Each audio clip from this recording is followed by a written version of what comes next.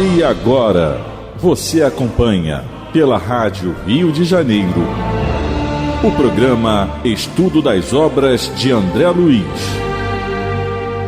Vamos refletir sobre o livro Nosso Lar. Produção e apresentação, Tereza Cristina e Marco Antônio. Olá, caros ouvintes da Rádio Rio de Janeiro. É um prazer estarmos novamente juntos para estudar a obra Nosso Lar, que foi psicografada por Francisco Cândido Xavier pelo espírito André Luiz. Amigos ouvintes, é com muita alegria que retornamos aqui, com a permissão de Jesus, a fim de darmos continuidade ao estudo da vida no plano espiritual através da obra Nosso Lar. Nós estamos no final do capítulo 17 e, continuando o assunto, no último programa, nós vimos, continuando a entrada de André Luiz na casa de Dona Laura, que é o seu novo lar, em Nosso Lar. Ele já está equilibrado, já consegue trabalhar, e foi oferecida a ele pela hospitalidade da casa, através do Lísias, da hospitalidade da casa de sua mãe. Ele entra na casa, é recebido com alegria e relata para nós que a mãe do Lísias vivera numa antiga cidade do estado do Rio de Janeiro e que se chamava Laura, e tinha consigo as duas filhas, Yolanda e Judite. Interessante nós observarmos também, Tereza, nessa questão da família estar reunida no plano espiritual. Nem todo caso é assim. Sim. Cada caso é um caso. Ele é a prova disso. Não podemos ler aqui o livro. Exatamente, o próprio André Luiz é a prova disso. O pai está nas trevas, a mãe está no superior, as irmãs estão no umbral e ele está ali. Então, é isso. Né? O avô está mais complicado. O avô está mais complicado, que ele vai reencontrá-lo no umbral, lá no livro No Mundo Maior. Está lá, quem quiser ler, muito legal. E vai reencarnar logo. Quer dizer, então, o André Luiz vai estar no plano espiritual, o avô está encarnado, quer dizer, é a família universal, né, que nós temos. Então, nem todo mundo é essa situação da Dona Laura. Muitas vezes, essa situação que acontece, dessa harmonia, para preparar o espírito para as provas duras que vão vir. Porque é uma preparação. Não é? Muitas vezes é. Muito será dado, muito será cobrado, que muito foi dado, disse Jesus. Então, nessa questão da harmonia. E outro detalhe aqui também, Tereza, interessante, é que a mãe vive com com os 3 filhos aqui. Mas está faltando chegar uma. Está chegando chegar uma. Já quer adiantar, já está dando spoiler. Tá. Mas ela vive com os 3 filhos aqui, o Lísias e as 2 irmãs. As 2 irmãs, para todo mundo estar lá, desencarnaram aqui. Sim. Alguém ficou chorando aqui. Mas quando a filha foi para lá, alguém ficou alegre lá.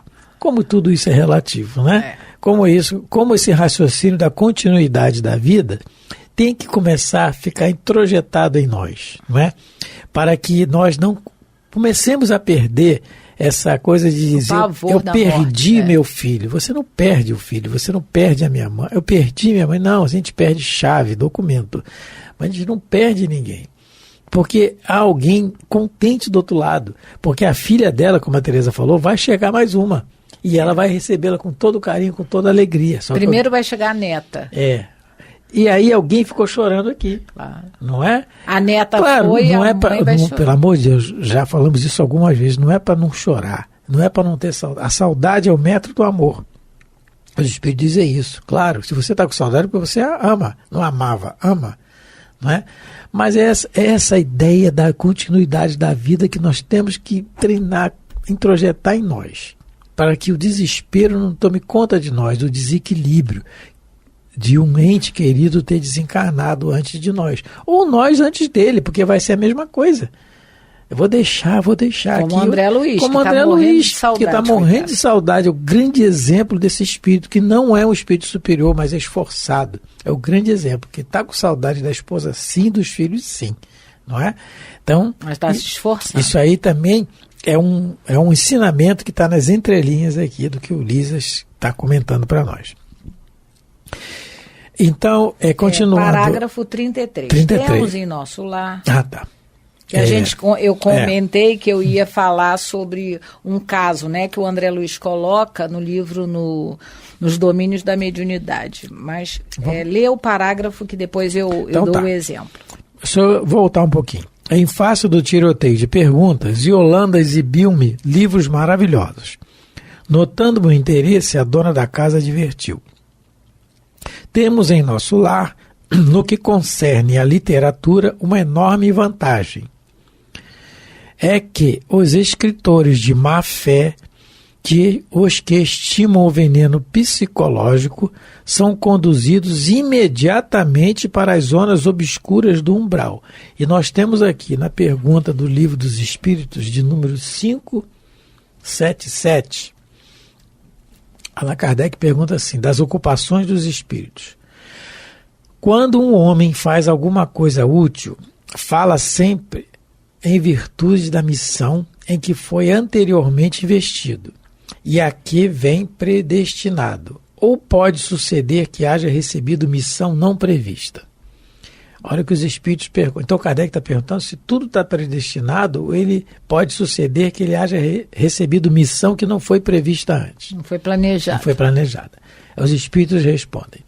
Nem tudo o que o homem faz resulta de missão a que tenha sido predestinado, porque tem o livre-arbítrio. Continua na resposta. A miudade, às vezes, é o instrumento de que se serve um espírito para fazer que se execute uma coisa que julga útil. Por exemplo, entende um espírito ser útil que se escreva um livro, que ele próprio escreveria se tivesse encarnado, o espírito. Procure, então, o escritor mais apto a lhe compreender e executar o pensamento. Transmite-lhe a ideia do livro e o dirige na execução. Ora, esse escritor não veio à Terra com a missão de publicar tal obra. O mesmo ocorre com diversos trabalhos artísticos e muitas descobertas, né? Devemos acrescentar que durante o sono corporal, o espírito encarnado se comunica diretamente com o espírito errante, entendendo-se os dois acerca da execução.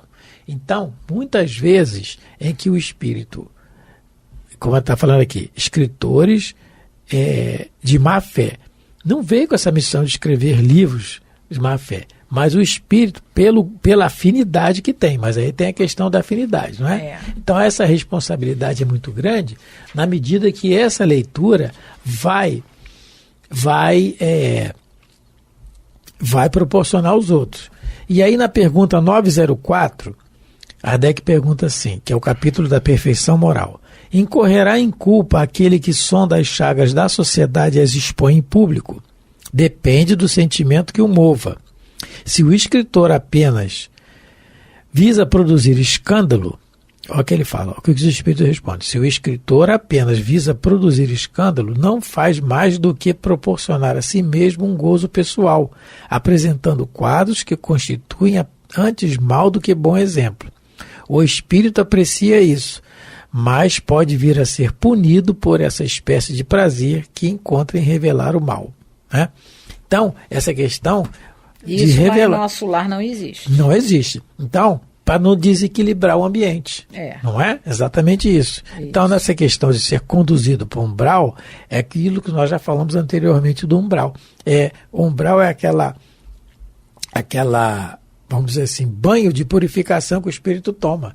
De limpeza, purificação, não, desculpa. De limpeza que o espírito toma, na medida que ele reconhece o erro e quer se corrigir, como aconteceu com o próprio André Luiz.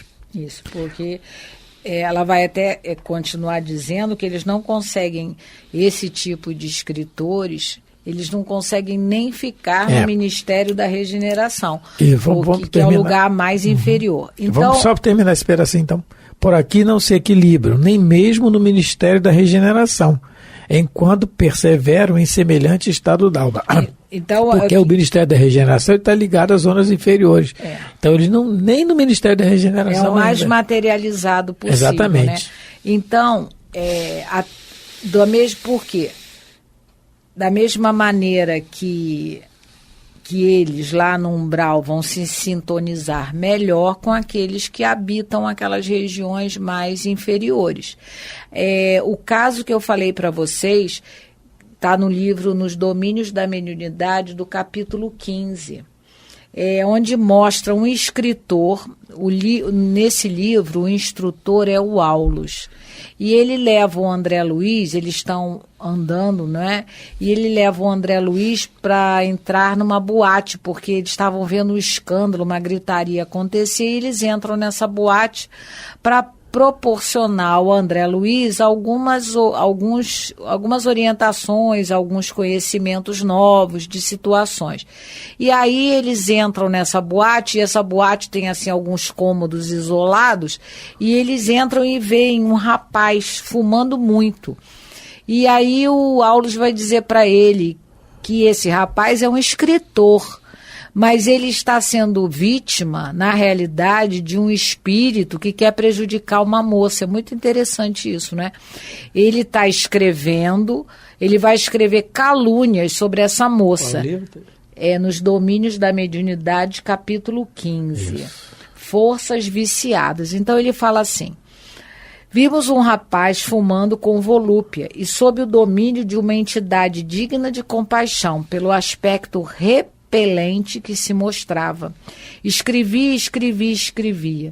O cérebro do moço embebecia-se em substância escura e pastosa que corria das mãos do triste companheiro que o enlaçava. Olha só a simbologia, né? Olha o que o André Luiz estava vendo. Que era um fluido tão negro e tão viscoso, mas que envolvia todo o cérebro do escritor. Via-se-lhes a absoluta associação na autoria dos caracteres escritos. A dupla em trabalho não nos registrou a presença. Nesse instante, anunciou Aulus atencioso: nosso irmão desconhecido é um hábil médium psicógrafo. Tem as células do pensamento integralmente controladas pelo infeliz cultivador de crueldade sob a nossa vista. Imanta-se-lhe a imaginação e lhes assimila as ideias, atendendo-lhe aos propósitos escusos por meio dos princípios de indução magnética.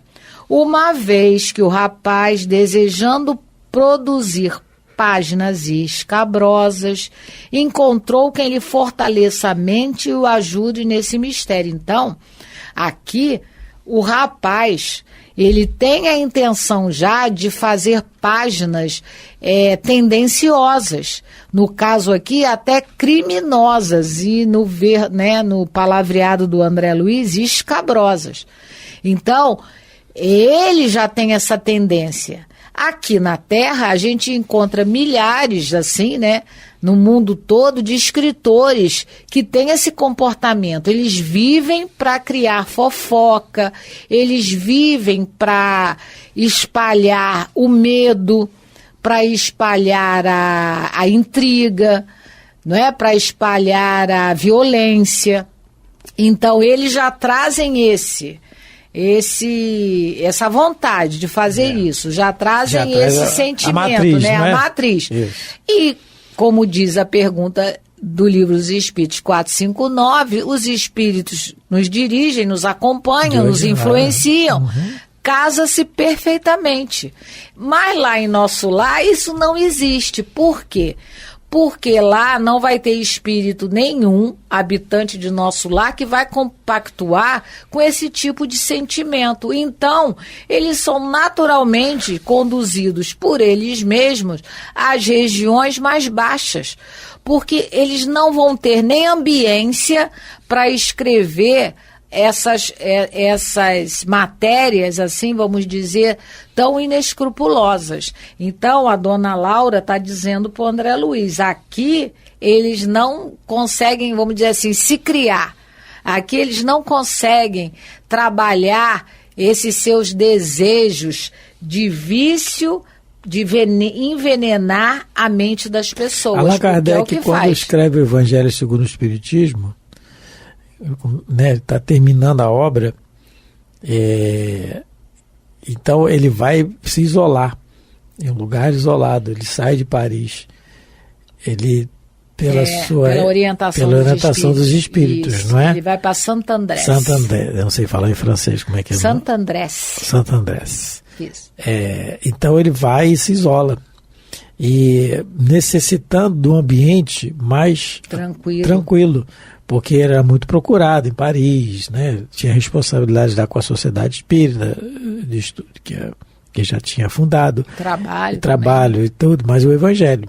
Aí vem a luz do Evangelho. Agora, a respeito do que você leu no livro Nos Domínios da Mediunidade. Capítulo, né? 15. Que excelente. Forças Viciadas. O livro bom, um excelente livro. O Emmanuel, no livro Caminho é Verdade e Vida, tem uma página Escritores, muito boa. Aliás, qual que não é, né? Mas a respeito, ele faz o comentário do dizer de Jesus, que está no Evangelho de Marcos, capítulo 12, em que Jesus fala assim, nos recomenda: guardai-vos dos escribas que gostam de andar com vestes compridas. Interessante, o Emmanuel começa a página assim: as letras do mundo sempre estiveram cheias de escribas que gostam de andar com vestes compridas. Jesus referia-se não só aos intelectuais ambiciosos, mas também aos escritores excêntricos, que, a pretexto de novidade, envenenam os espíritos com as suas concepções doentias, oriundas da excessiva preocupação de originalidade. É preciso fugir aos que matam a vida simples. O tóxico intelectual costuma arruinar numerosas existências. Há livros cuja função útil é a de manter aceso o achorte da vigilância nas almas de caráter solidificado nos ideais mais nobres da vida. Ainda agora, quando atravessamos tempos perturbados e difíceis para o homem, o mercado de ideias apresenta-se repleto de artigos deteriorados, pedindo a intervenção dos postos de higiene espiritual. Podereis alimentar o corpo com substâncias apodrecidas? Vossa alma, igualmente, não poderá nutrir-se de ideias inferiores, na base da irreligião, do desrespeito, da desordem e da indisciplina.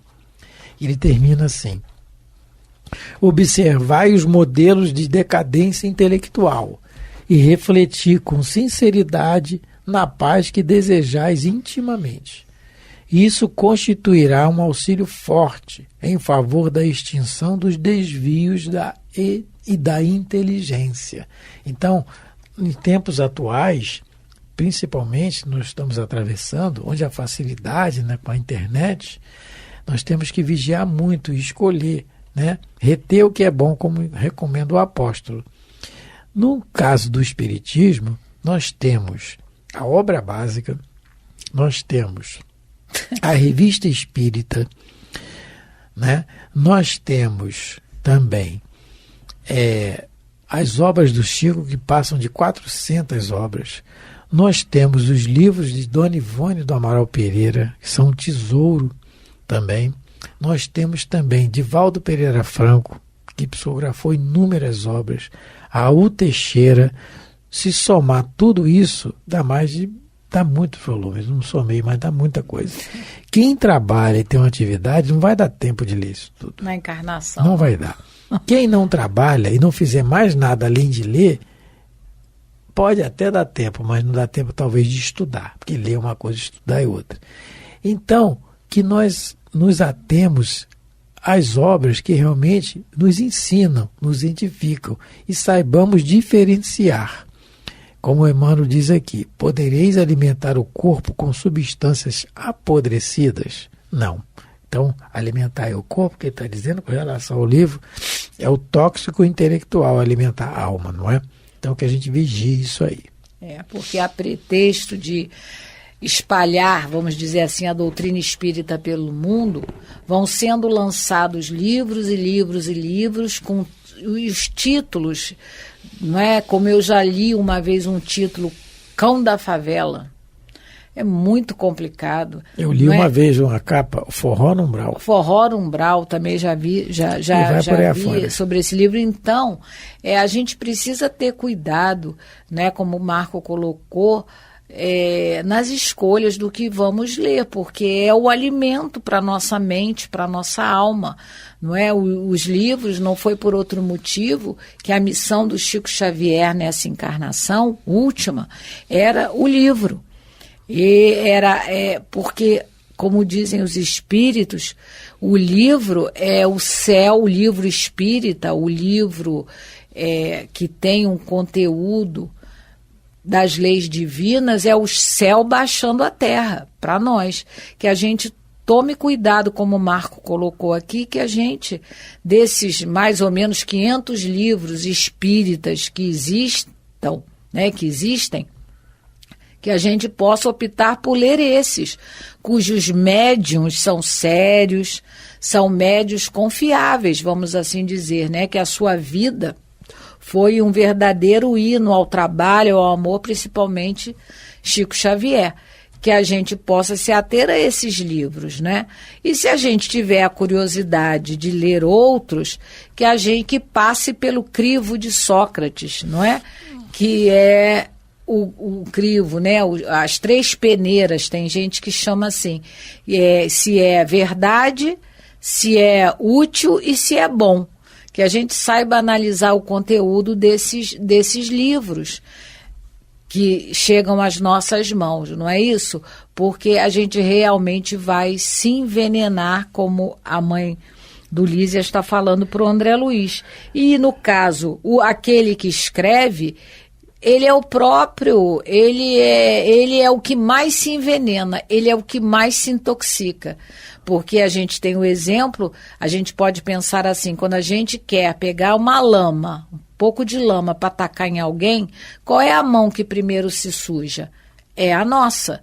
O escritor, como ela diz aqui, esse que tem essa vocação por envenenar as mentes, de alguma maneira, eles mesmos são os primeiros a ficarem envenenados e aí não conseguem mais viver em harmonia em nosso lar.